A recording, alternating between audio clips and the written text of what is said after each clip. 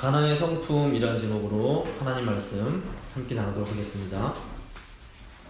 지난주에 하나님으로부터 부름을 받은 하나님의 백성들은 세상 사람들과는 전혀 다른 삶을 살아가야만 한다, 거룩한 삶을 살아야 한다 라고 말씀드렸습니다. 구약 때나 신약 때나 하나님의 백성들은 거룩한 백성, 제사장 나라의 삶을 살도록 부름을 받았습니다. 거룩한 삶이라는 것은 이 세상의 방식이 아니라 하나님의 말씀을 따라서 살아가는 삶을 말합니다. 우리가 거룩한 백성의 삶을 살아갈 때에 우리는 하나님께서 주시는 복을 받을 수 있습니다. 그런데 하나님께서 주시는 이 복은 세상 사람들이 생각하는 어떤 현세적인 복과는 전혀 다릅니다. 하나님이 주시는 복은 하나님과의 그 관계에서 주어지는 놀라운 평안과 기쁨입니다. 우리는 구원을 받은 이 땅에서부터 하나님께서 주시는 이 복을 누리면서 살 수 있습니다. 하지만 이 복은 우리가 주님을 만나는 그날 더 완전하게 우리에게 주어지게 됩니다. 그런데 오직 믿음으로 거듭난 사람만 하나님이 주시는 이 복을 받을 수 있습니다. 이 복이 주는 기쁨이 얼마나 엄청난 것인가 하면 이 기쁨을 아는 사람은 눈앞의 현실이 아무리 어려워도 아무리 힘들어도 기뻐하며 감사하는 삶을 살 수 있습니다. 사람들로부터 핍박을 받고 감옥에 가고 심지어 죽음을 당하는 순간에도 이 복을 받은 사람들은 정말로 놀라운 기쁨으로 이런 것들을 감당할 수 있습니다. 그래서 신약 성경을 보면 사도 바울은 감옥에서도 하나님이 주시는 기쁨 때문에 기쁨으로 하나님을 찬양합니다. 또 저희 재건교회 선조들도 신사참배를 거부하다가 고문을 당하고 순교를 당하면서도 기쁨으로 하나님을 찬양했습니다. 어떻게 이것이 가능했습니까?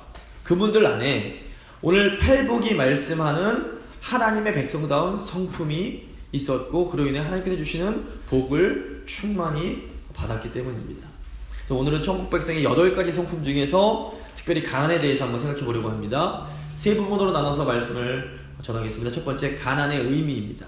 가난이란 무엇인가? 두 번째, 심령의 가난, 영적 가난의 중요성에 대한 것입니다. 영적 가난의 중요성. 세 번째, 영적으로 가난해지는 법, 다시 말해서 천국을 소유하는 법에 대해서 말씀을 드리겠습니다. 먼저 가난의 의미입니다. 예수님은 심령이 가난한 자가 복이 있나니 천국이 그들의 것이다 라고 말씀을 하십니다. 똑같은 내용이 들어있는 누가복음 6장을 보시면 심령이란 단어가 빠져버리고 너희 가난한 자들은 복이 있나니 하나님의 나라가 너희 것이다 라고 말씀을 하십니다. 사실 유대 전통에서는 이 가난이 아니라 부유함이 덕이었고 가난한 사람은 복받은 사람이라고 인정을 받지 못했습니다. 실제로 구약 성경을 보면 아브라함이나 욥 같은 분들이 하나님의 복을 받아서 물질적인 부요를 누렸다라고 기록이 되어 있습니다. 그런데 왜 예수님께서는 가난한 자가 복이 있다라고 말씀하신 것일까요? 우리가 이 말씀을 어떻게 받아들이면 좋을까요? 교회사를 보시면 이 예수님의 말씀을 문자 그대로 실천하기 위해서 이 세상에서 가지고 있던 모든 재산들을 다 팔아서 가난한 사람들에게 나눠주고 광야로 들어가서 아주 가난하게 생활을 했던 수도승들이 많이 있습니다. 그럼 우리도 이 수도사들처럼 하나님의 복을 받기 위해서 우리가 가진 모든 것을 다 팔아서 나눠주고 광야로 나아가야 할까요? 성경을 보면 이 가난의 두 종류가 있음을 가르칩니다. 우선 게으름에서 오는 가난이 있습니다. 잠언 6장, 27장 또 잠언의 여러 구절에서 게으른 사람의 특징에 대해서 자세하게 묘사를 합니다. 게으른 사람은 어리석어서 눈앞에 재앙이 왔는데도 깨닫지는 못하고 계속해서 게으름을 부립니다. 일하기를 싫어해서 절대로 스스로는 일하려고 하지 않고 잠자기를 좋아하고 먹기를 좋아하고 또 핑계대기를 좋아합니다.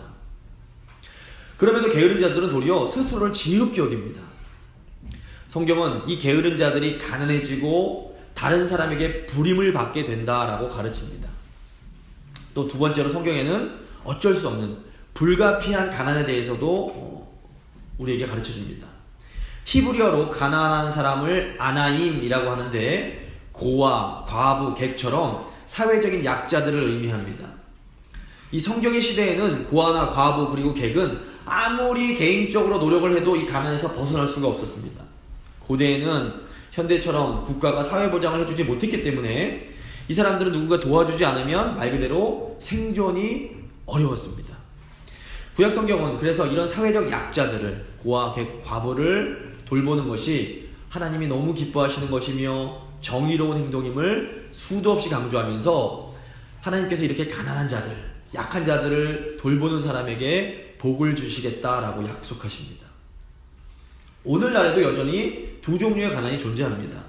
게으름 때문에 오는 가난이 분명히 존재합니다. 오늘날에도 일하기 싫어하면서 그냥 배짱이처럼 놀고 먹으려는 사람들이 종종 있습니다.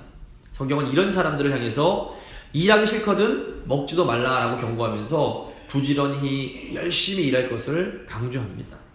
하지만 오늘날에도 여전히 불가피한 가난, 어쩔 수 없는 가난들이 존재합니다.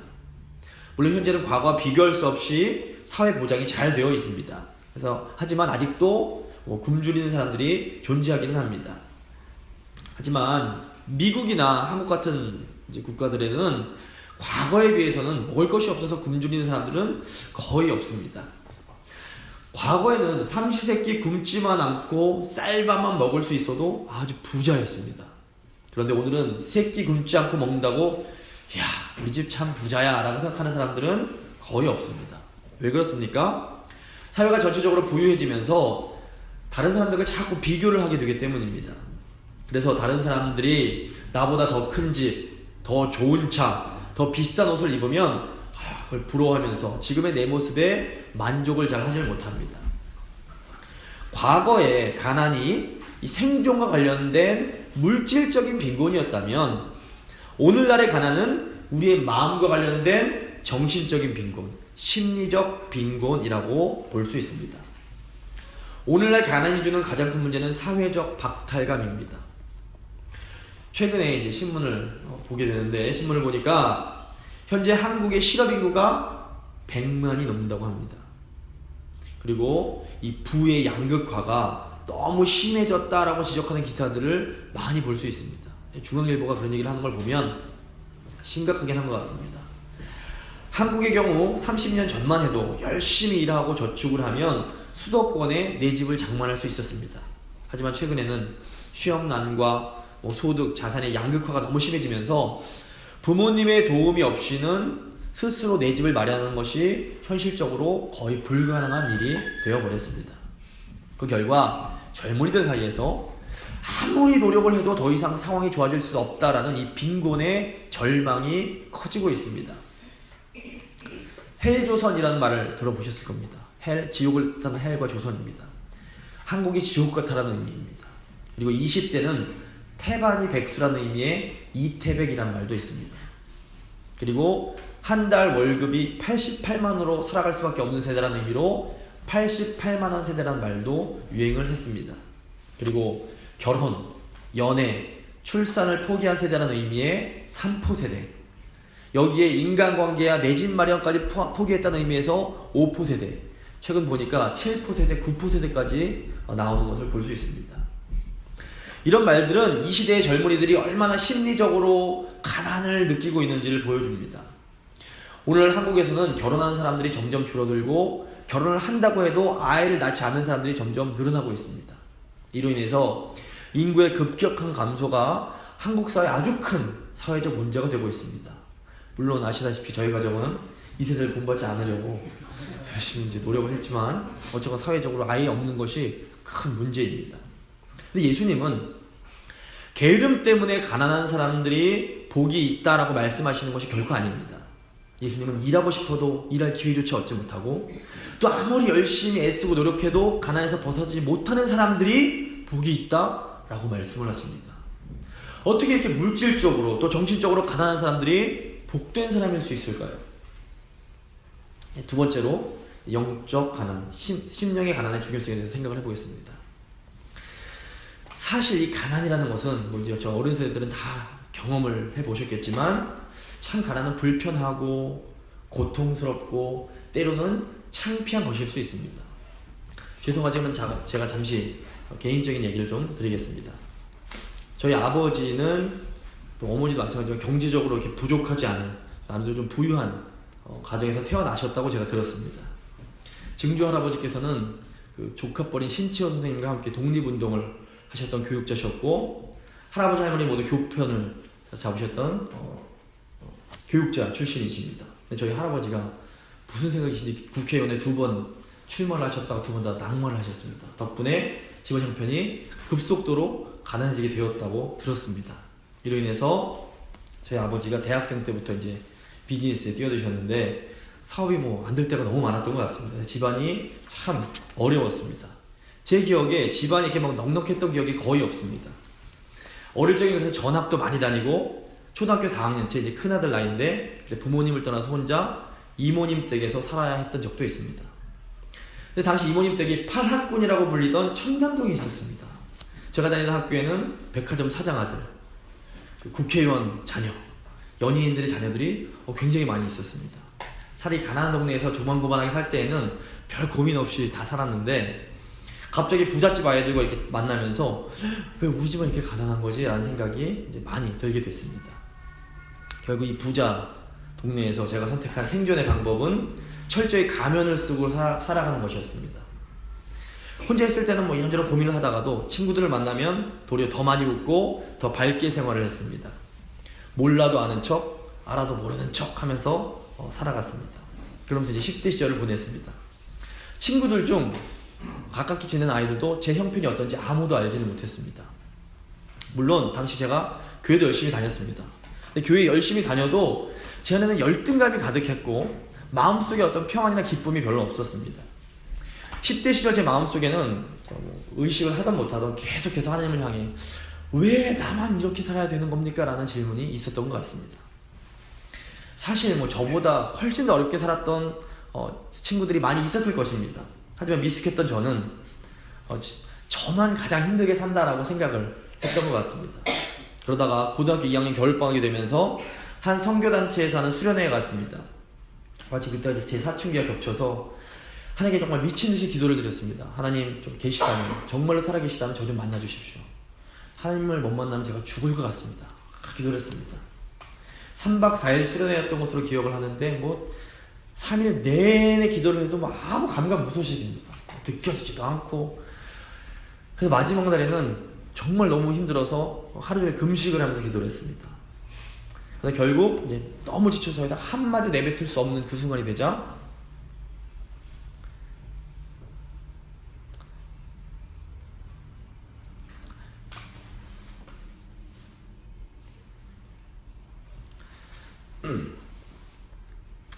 하나님께서 저에게 말씀을 주셨습니다. 성우가 내가 너를 안다. 내가 너를 알고 있다. 그것으로 충분했습니다.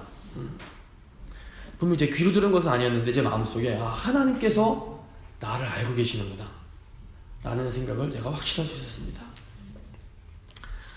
이후로 제 삶이 놀랍게 완전히 변했습니다. 어려운 집안 형편이 뭐 갑자기 확 좋아진 것도 아니고 상황이 변한 것도 하나도 없었습니다. 하지만 신기하게도 제가 인격적으로 하나님을 경험한 이후로부터 더 이상 가난이 부끄럽지가 않았습니다. 이때부터 저는 비로소 마음을 열고 진짜 친구들을 사귈 수 있게 되었습니다. 교회로 이제 돌아가서 처음으로 교회 친구들에게 저희 집안 형편에 대해서 얘기를 하고 내가 이렇게 살아왔다라고 나눌 수가 있었습니다. 그리고 그때 교제했던 교회 친구들과 지금까지 20년 넘게 아주 귀한 우정을 나누고 있습니다. 저기 밖에서 예배드리고 있는 저희 사모님이 그 꼬이를 넘으신 사모님이 그 시절 저와 함께 수련회에 참석해서 은혜를 나누고 교회 생활을 함께 했던 그런 오랜 친구입니다. 제가 이렇게 장황하게 길게 별로 대단하지도 않은 제 얘기를 드린 이유가 무엇일까요? 하나님이 우리에게 주시는 가난이 우리를 하나님께로 나아갈 수 있게 하고 천국을 소유할 수 있게 만든다는 것을 말씀드리고 싶기 때문입니다. 가난, 특별히 이 심령의 가난이 중요한 이유는 우리의 심령이 가난해질 때 비로소 우리가 하나님을 찾을 수 있기 때문입니다. 이런 의미에서 어떤 경제적 가난만 우리의 심령을 가난하게 해주는 것은 결코 아닙니다. 어떤 분들은 자녀의 문제로 인해서 심령이 가난해진 분들이 계십니다. 다른 모든 것들은 걱정거리도 없고 뭐 부족함도 없는데 자녀 때문에 자신의 한계와 부족을 깨닫고 하나님께 겸손하게 나아가게 될 수 있습니다.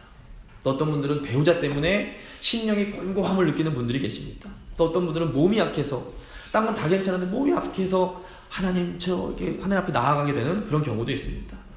인간은 너무나 완악해서 이 가난이 사라지면 하나님을 잘 찾지 못합니다.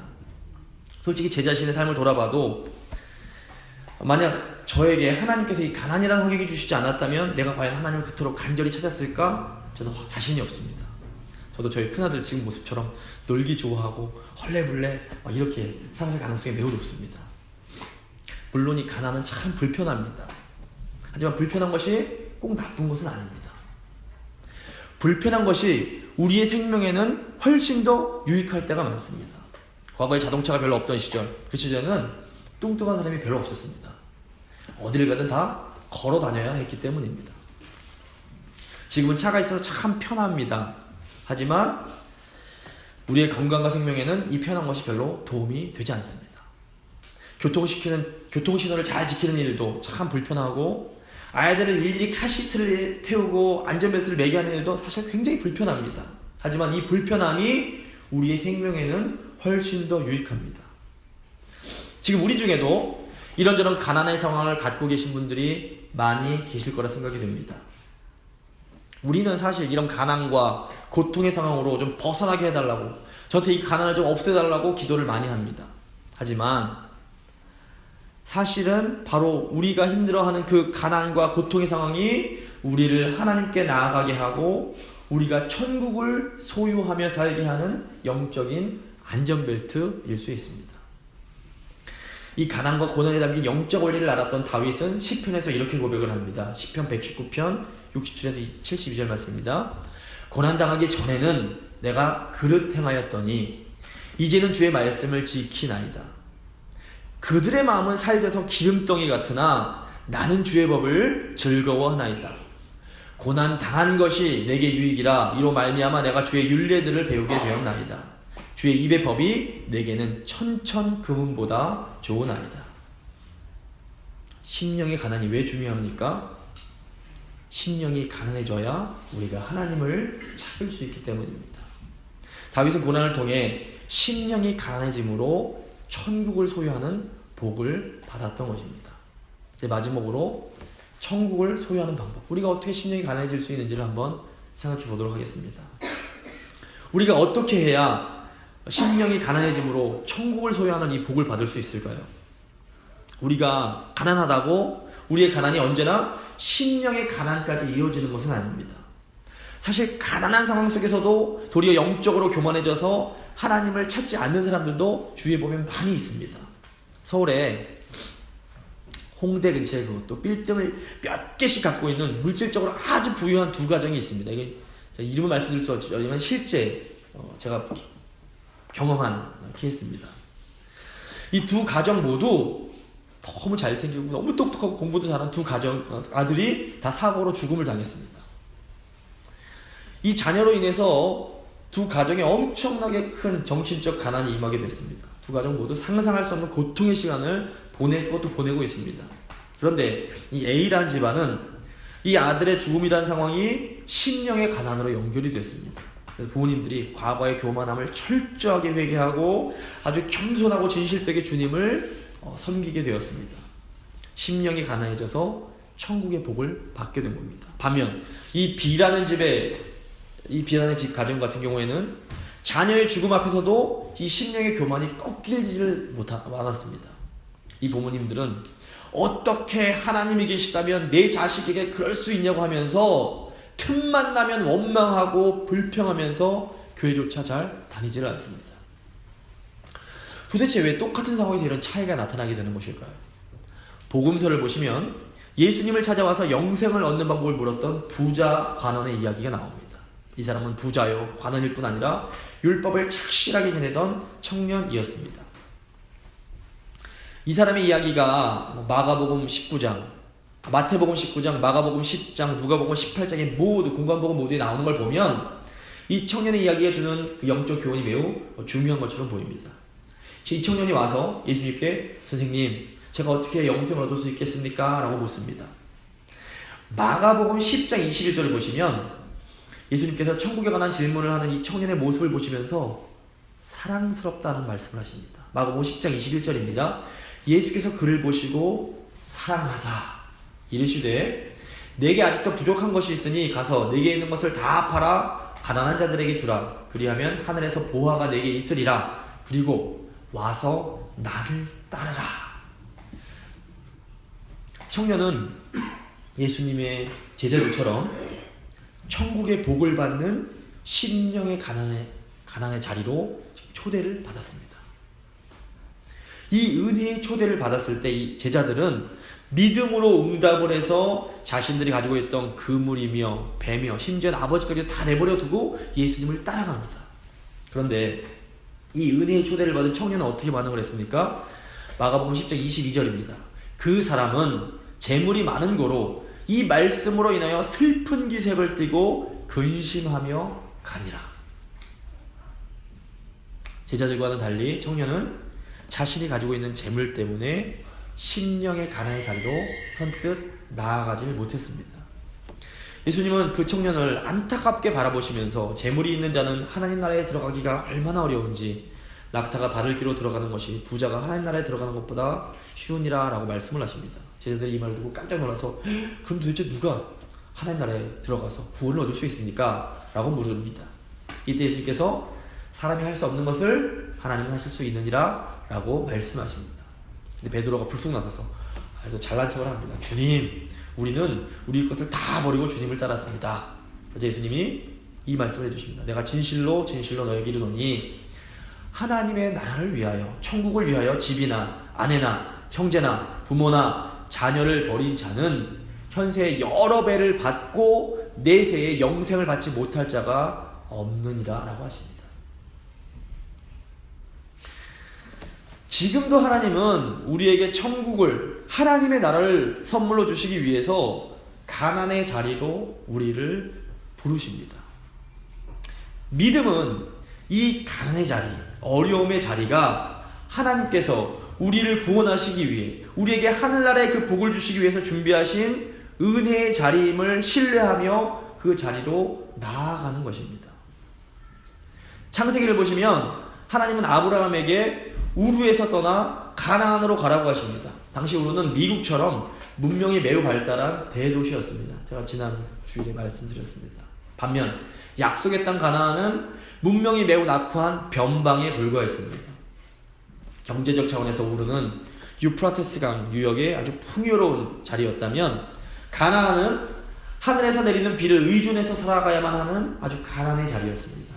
이때 아브라함은 이 가난의 자리인 가나안이 하나님께서 허락하신 복된 자리임을 믿으며 하나님 말씀에 순종하여 그 자리로 나아갑니다.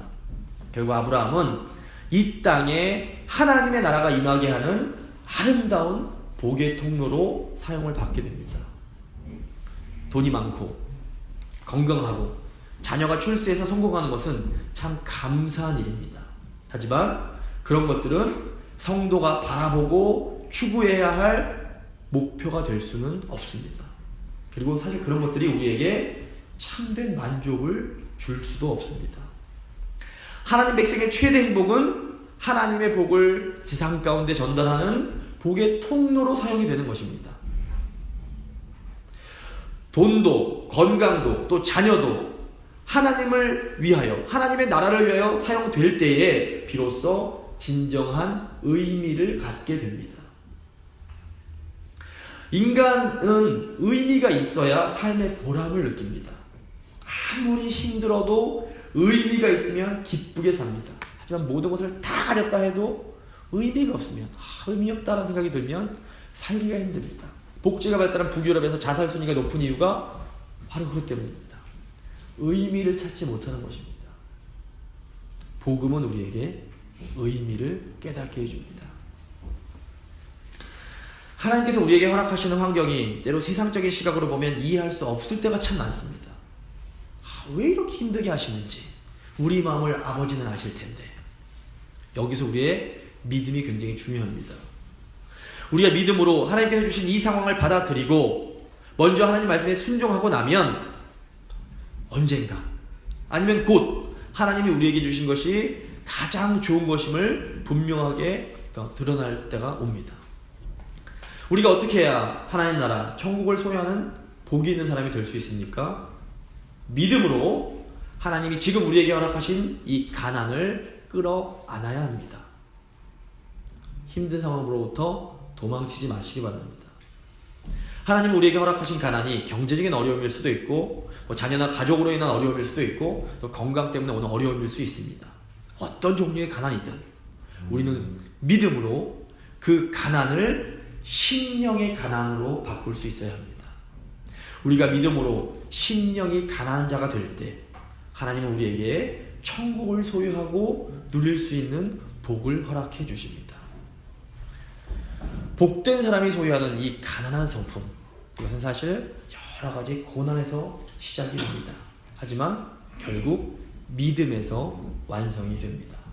말씀을 마무리 짓도록 하겠습니다. 하나님은 우리에게 이 천국의 복을 주시기 위해 우리를 가난의 자리로 초대해 주십니다. 성도는 우리에게 주어진 이 가난의 자리가 참으로 복된 자리임을 인정하며 믿음으로 그 가난을 끌어안고 기도하면서 우리의 가난의 상황을 심령의 가난으로 만들어가는 사람들입니다. 우리가 심령으로 가난해질 때 하나님은 우리에게 상상할 수 없는 천국의 복을 허락해 주실 것입니다. 이제 저희 다 같이 한번 기도하는 시간을 잠깐 짧게 갖도록 하겠습니다. 하나님, 저희의 가난을 저희가 믿음으로 심령의 가난으로 바꾸길 원합니다. 하나님, 저희가 심령의 가난한 자가 되어 하나님께서 주시는 큰 하늘나라의 복을 받고 또 이 하나님의 그 복을 우리 가족과 이웃들에게 혼성히 나누는 복의 통로로 사용되게 하여 주시옵소서. 하나님, 저에게 힘을 주십시오. 한번 다 같이 기도하도록 하겠습니다. 기도하시겠습니다.